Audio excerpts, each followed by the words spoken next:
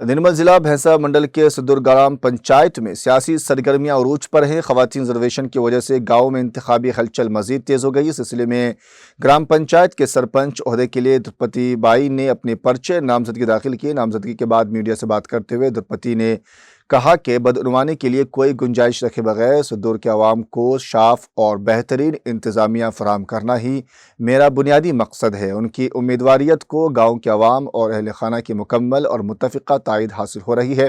مقامی رکن اسمبلی راما راؤ پٹیل کی کوششوں سے صدور گاؤں میں انجام دیے گئے ترقیاتی کاموں کی تفصیلات ان کے فرزند اور نوجوان قائد سدھاکر نے پیش کی۔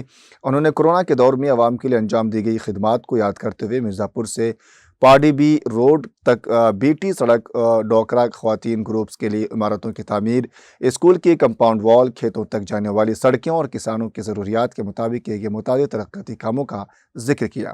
سرپنچ امیدوار درپتی بائی نے اپنے اہم انتخابی وعدوں میں کہا کہ دلت بستیوں میں پینے کے پانی کا مستقل حل، اندرمبا مکانات کے منصفانہ تقسیم، صاف ستھری ڈرینز، صاف گلیاں، گاؤں کی صحت کے تحفظ کے لیے باقاعدہ ہیلتھ کیمپس اور غیر قانونی سرگرمیوں سے پاک شفاف حکمرانی یقینی بنائی جائے گی۔